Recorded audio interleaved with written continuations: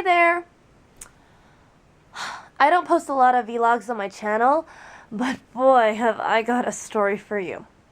Alright, so, I work as a server or a waitress at a restaurant on Yonge Street, and if you know anything about Toronto, you know that Yonge Street is one of the busiest streets, it's also the longest, in the city. In fact, it cuts right through downtown. It gets a lot of people walking up and down, especially on weekends. And so when you work at Yonge Street, you can expect to get a certain kind of people that you meet. So, our story begins with a gentleman that we like to call Bud or Buddy. He comes to the restaurant maybe twice a week or so, and he has this goofy grin on his face, and his English is not great, but you can mostly understand what he means.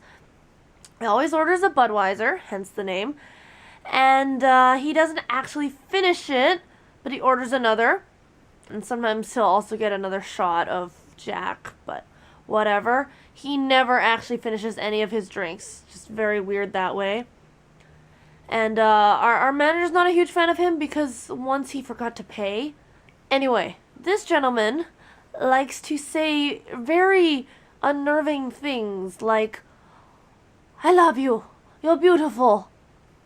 How old are you? And, welcome to Miami. Welcome to Alberta. Welcome to Africa."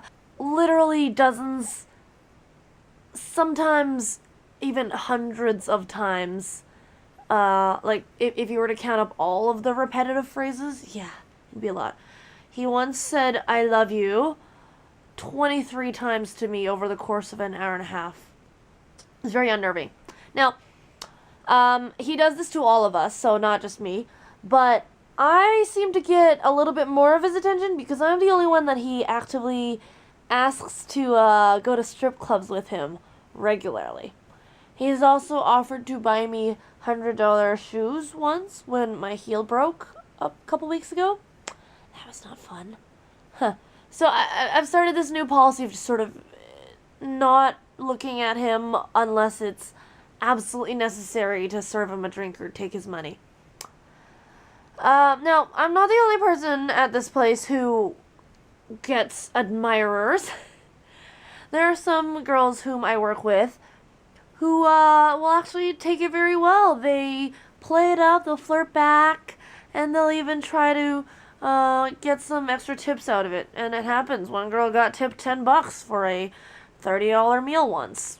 It was quite impressive. I don't personally feel comfortable doing that. In fact, I've toned down my makeup and decided to stop really doing my hair because I'm not a fan of the attention because it's not flattering. Because of situations like what I'm about to describe. Guy number 2 came in tonight. Now, he's been coming in as well a few times. He's kind of buddies with my boss. I think he sells us some of the kitchen equipment or something like that. Anyway, he's given me his business card 3 times now and tried to give me his number a couple times. He comes in, sidles up next to me and goes, "Angela, you haven't called me lately." Or ever. And he's been progressively getting closer and closer physically to me every time. Me shifting away subtly hasn't been helping. And today, he actually took a new step. He bought a juice along with his meal. And in the can, he puts it in front of me and goes, "This is for you." As though that would woo me somehow. No.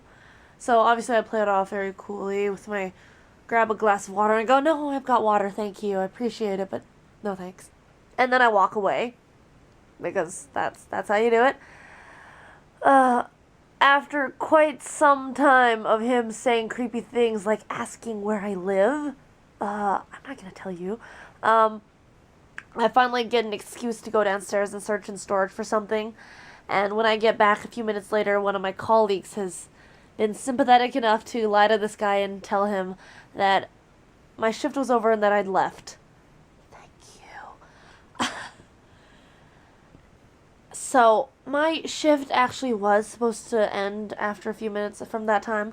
So, I leave, my backpack slung over my shoulder. I'm a little concerned that this guy might still be lurking outside. Thankfully, he wasn't. If he's asking where I live, what if he starts deciding to follow me home? Hope not. So that's where this night actually gets really dramatic. As I'm approaching the door, there's a guy outside, and he's kind of walking with his arms outstretched in front of him, a bit like a zombie, and I'm thinking he's probably had a couple of drinks. Except as I look over, he hits himself against our door frame, injures his head, presumably, and collapses a few inches in front of our entrance. Oh boy. So, I can't leave now. I'm trained in first aid, so it's kind of my responsibility to at least get him help. Not only that, but I can't physically leave at this point because he's stretched out in front of the door, and unless I were to step over him, I couldn't leave. I'm not cruel enough to just step over a guy who's just possibly injured himself. And furthermore, he's kind of writhing on the ground, and I don't know if he's potentially dangerous. Who knows? But I don't feel comfortable just stepping over this guy. So I call 911, and everything's going as normal 911 calls go. And, one of our chefs comes up and shuts the window because it's kind of creepy. He's attracting a lot of attention on the street. The whole shebang. A couple minutes later, the manager comes up, and he's like, Angela, your shift's over. Why are you still here? So I say, well, and I've still got my phone with me, and I go, well, there's a guy blocking the door. I can't leave. And he goes, can't you go make a call outside? No, there's a guy blocking the door. Why is he over there? Get rid of him. No, he collapsed. I'm trying to get help for him. Well, you go make a call outside. Go get rid of this guy. He's bad for business.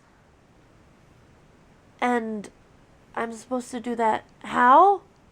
Like, go, make him leave. Go move him away.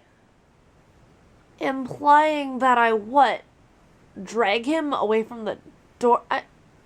I have no idea what my boss even was expecting. But I'm not about to just, drag this guy. He's potentially injured. I could make him worse. And for another thing, that's incredibly degrading for a person to be dragged. And it's incredibly degrading for me to have to drag him. It's just nobody wins in that situation. Just let him be. I realize it's bad for business, but can you just wait until the paramedics arrive? Yeah, so eventually the paramedics do arrive, and, I give them my information in case they have to contact me. Not that they probably will. And I ask them if they still need me, and they say no. So they've moved him away from the door at this point, and I get going. But, man, what an insane night. And that was only a 5-hour shift. First buddy comes in and is creepy. And then this dude comes in acting like I would be lucky to have his attention.